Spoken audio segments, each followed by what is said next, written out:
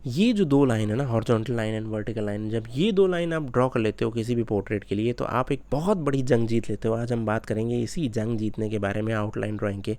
नमस्कार दोस्तों, मैं हूं आपका दोस्त अंकित और आज हम लोग सीखने वाले हैं कैसे हम एक पोर्ट्रेट की आउटलाइन को ड्रॉ करते हैं यूजिंग द ऑब्जर्वेशन टेक्निक्स।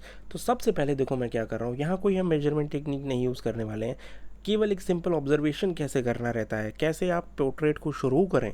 कोई भी जब आप मोबाइल से जब आप ड्रॉ कर रहे हो स्पेसिफिकली, तो क्या क्या चीज़ें होती हैं ध्यान में देने वाली, उस पर बात करेंगे। तो देखो सबसे पहले ये एक जो हॉरिजॉन्टल लाइन होती है ना, सबसे पहले इसको हम ड्रॉ करते हैं और इस पर भी हम ध्यान रखते हैं कि ये जो हॉरिजॉन्टल लाइन है ये कहाँ पे एडजस्ट हो रही है।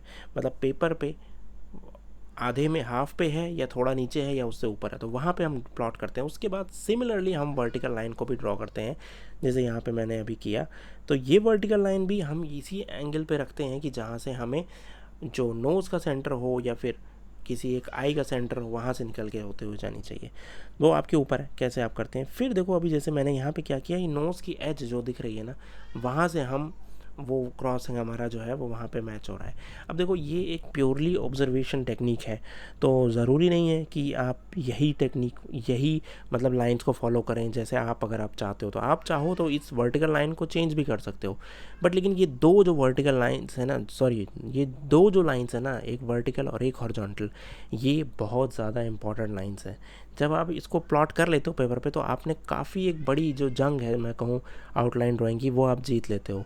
तो ये दो लाइन ड्रॉ करने के बाद ही मेन प्लॉटिंग शुरू होती है, जिसमें हम प्योर ऑब्जर्वेशन यूज़ कर सकते हैं या फिर कुछ हम पेंसिल मेजरमेंट्स की हेल्प ले सकते हैं या फिर हम स्केल्स के थ्रू कर सकते हैं, कंपास के थ्रू कर सकते हैं, जैसे हम चाहें वैसे कर सकते हैं। क्योंकि ये जो दो लाइन है ना, x axis and y axis, ये हमें हेल्प करती हैं।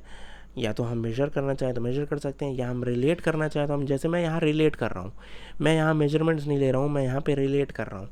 कैसे रिलेट कर रहा हूँ कि मैं सेम साइज़ का ही इमेज खोला हुआ है उसमें, और बस देख रहा हूँ कि इस लाइन पे अंदाजे से ये वाली आँख कहाँ पे आएगी, आई कहाँ पे आएगी। ये बस केवल एक प्योर अंदाज़ा है। अब ये अंदाज़ा हो सकता हो बिल्कुल सही हो, या ये हो सकता है कि बिल्कुल ही गलत हो।